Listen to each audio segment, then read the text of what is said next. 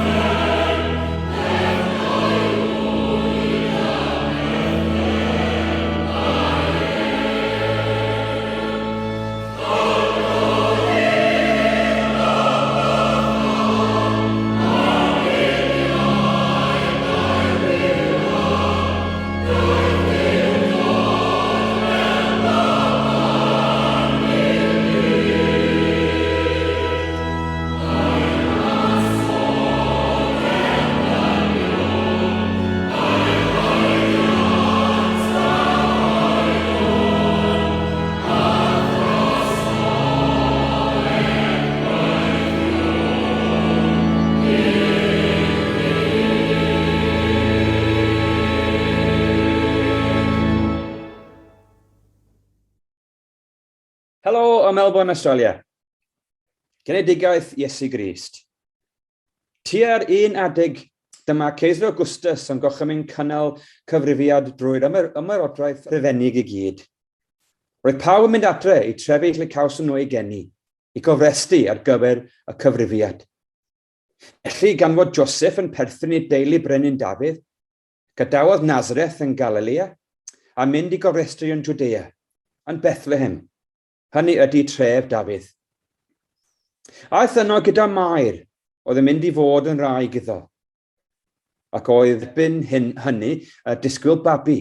Tra oedden nhw yno, daeth yr amser i'r babi gael ei eni. A dyna lle cafodd ei phlentyn cyntaf ei eni, bachgen bach. Dyma hi'n lapio cadachau geni yn ofalus amdano, a'i osod i orwedd mewn cafn a gyfer bwydo anifeiliaid. Doedd dim llety iddyn nhw aros yno.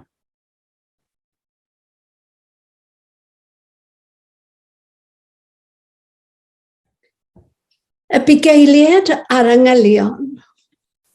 Yn yr un ardal, yr oedd bugeiliad allan yn y wlad yn gwarchod i praidd liw nos. A safodd angel yr arglwydd yn ei hymyl, a disgleiriodd gogoniant yr arglwydd o'i hamgylch, a daeth arswyd arnynt.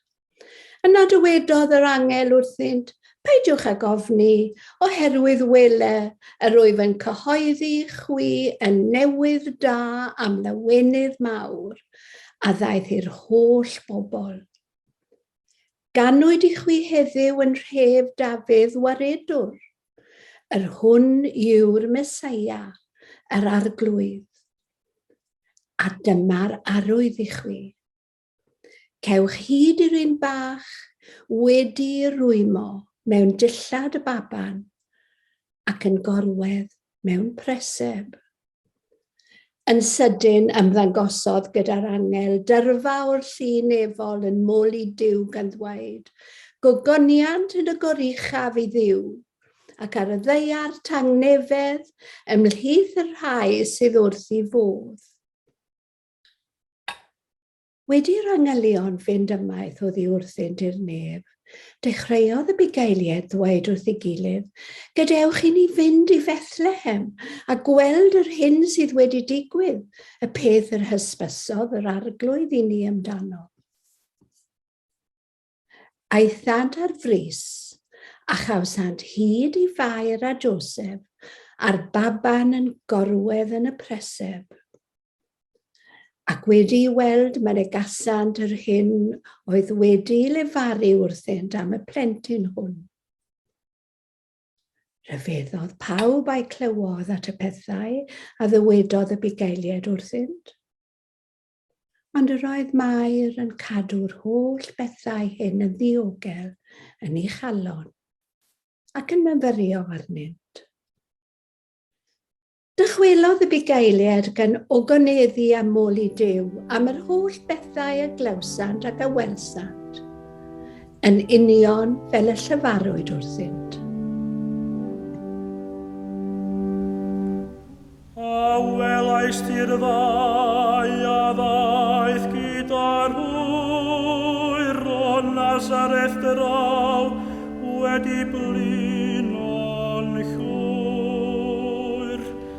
Bu raid I mi ddweud bod y lletyn llawn a chlywais hwn sibrwd pa beth awn.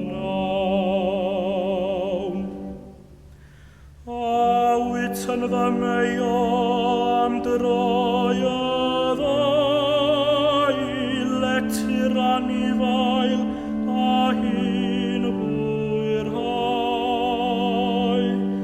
Roedd yr awel neithiwr yn finiog oer a llithraid I ei thrwch dros wedd y llwyr.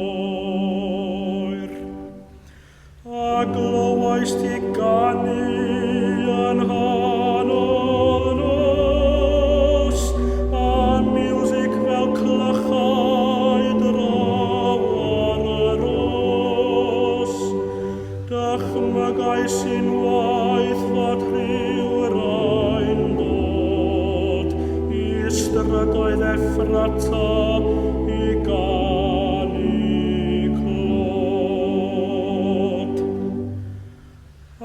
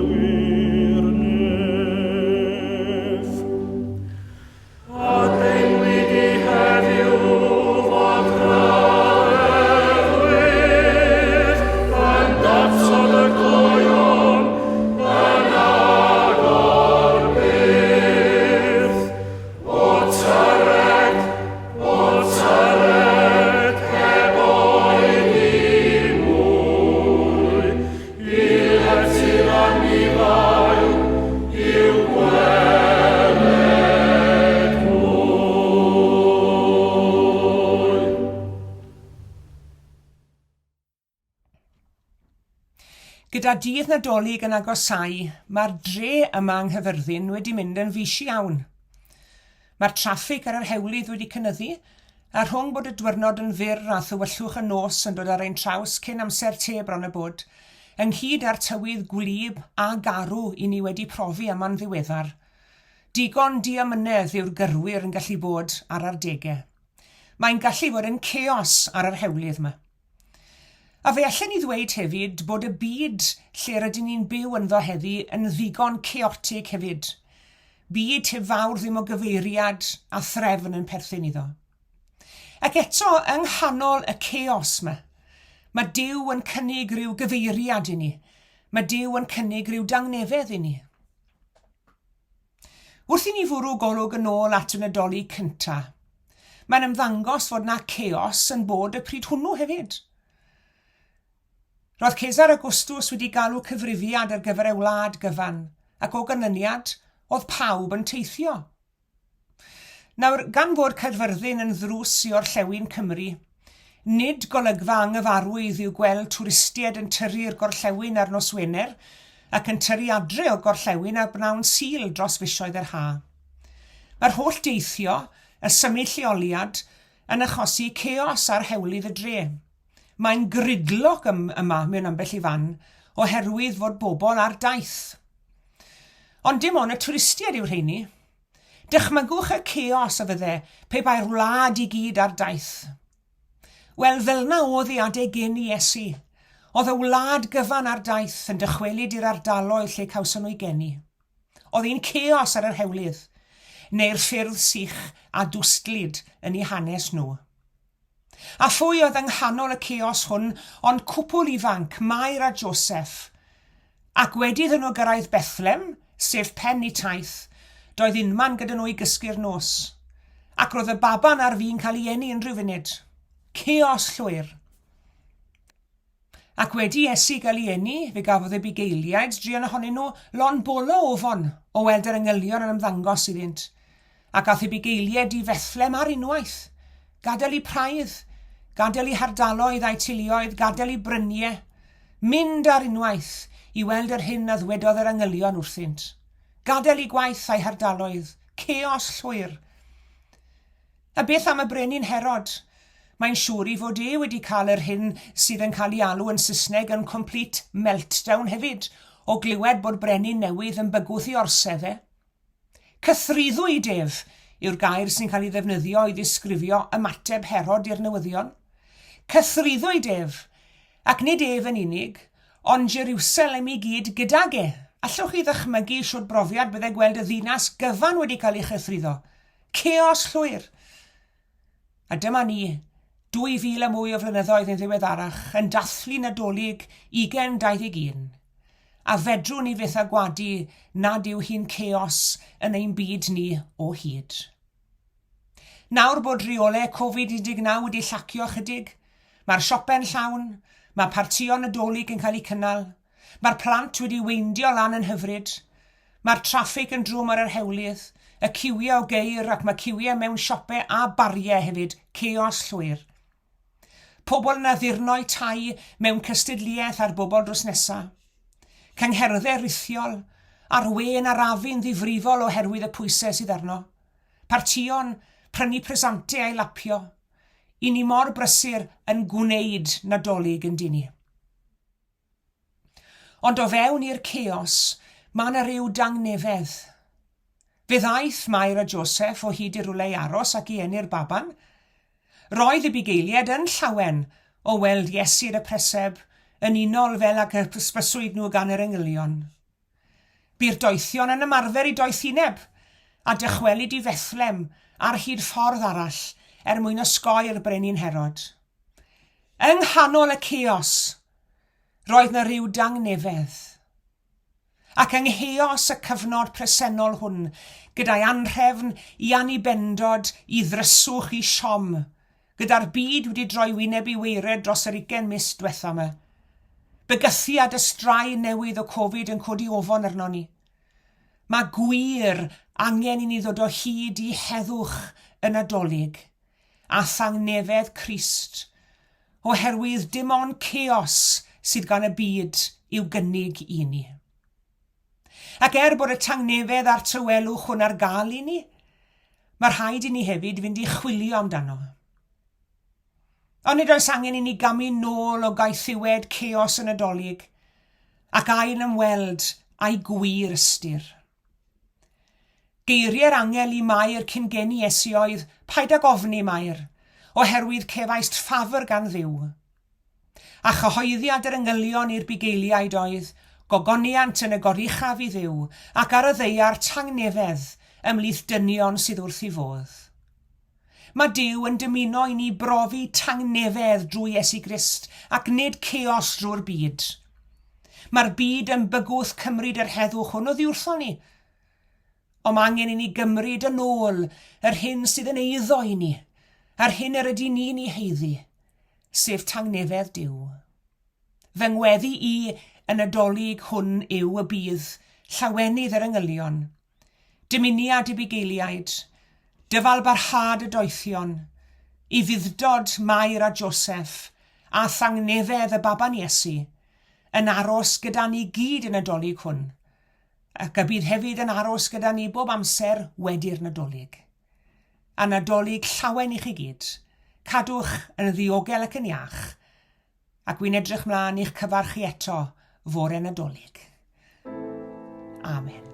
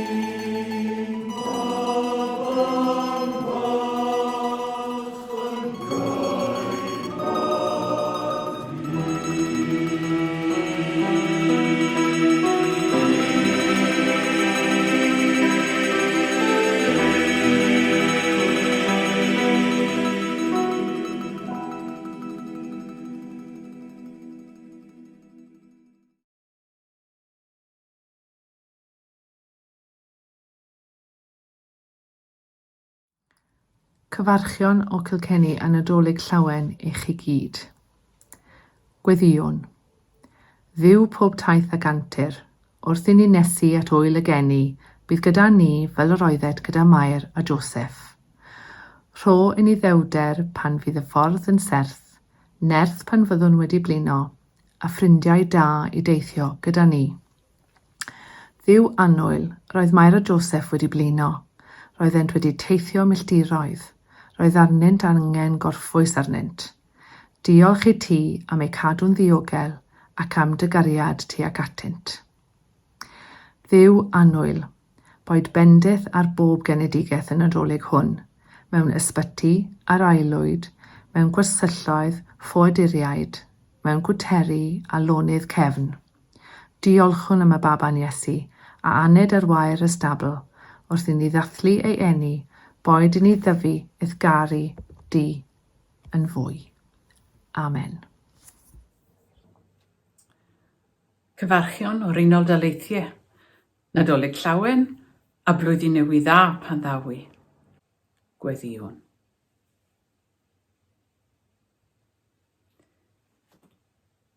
Dduw cariadus. Wrth feddwl am y bugeiliaid, gweddïwn dros y rhai sydd heddiw ar frys, dros bawb sy'n rhedeg i weld rhywbeth cyffroes, dros y rhai sy'n rhedeg oddi wrth rhywbeth drychrynllyd, a dros bawb sy'n teimlo bod ganddynt ormod i'w wneud. Boed iddynt gael gwybod am dy heddwch, dy obaith a thlawenydd. Arglwydd, pan fydd arnom ofn, anfon angylion ni'n cael anogi. Pan fyddwn yn drist, anfon angylion gyda newyddion da. Pan fyddwn yn hapus, gad i ni ganu caneuon dathlu. A phan fyddwn yn gweld eraill mewn angen, helpa ni i fod yn angylion iddynt wythau. Arglwydd Iesu bychan a aned yn y gwair, daethos a llawenydd i ni i gyd ar y dydd Nadolig cyntaf. Gweddïwn dros bob teulu, y cyfoethog a'r tlawd, dros y rhai sydd â digon a'r rhai sydd angen mwy. Dad nefol, hwyliau dros bob un, a bendithia ni yma yn awr wrth i ni groesawu dy fab. Amen. Cyfarchion o Ynys Biwt, a Nadolig llawen iawn. Gweddiwn. Deuwn atat Arglwydd Iesu, gyda'n hawydd i roi ar hannu. Bydde di ni ddod a thrysor o fwyd i'r newynog, i'r unig yr hodd werthfawr o gyfeillgarwch, i'r trist hadau llawenydd, ac i'r holl bobl yn Nadolig hwn yr hodd o obaith. Cyflwyno ein hunain a'n gilydd i ti o Dduw, gan gofio mai byd tywyll iawn fyddai hwn o Grist, ond i bai ti ddod y goleuni iddo. Yn dy oleuni fe welwn pwy ydym, o ble ydeithom, sut mae byw yma, ac i ble ar awn.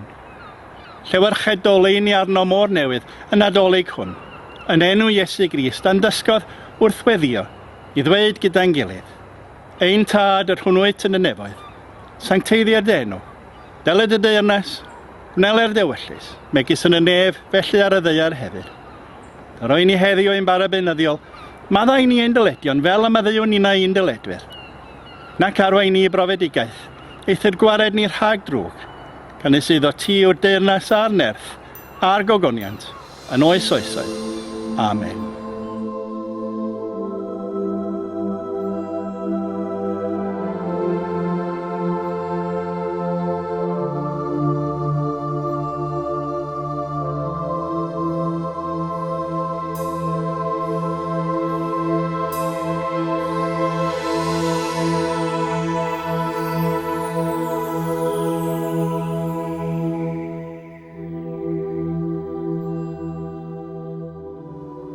Diolch yn fawr iawn i chi gyd am eich cwmni yn yr oedfa heddi, a diolch i bawb sydd wedi cymryd rhan.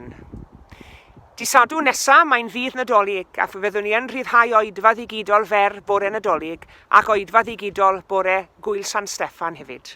Yn y cyfamser, cadwch yn ddiogel ac yn iach, a gras ein harglwydd Iesu Grist, a chariad Duw, a chymdeithas yr ysbryd glân, a fyddo gyda ni oll. Amen.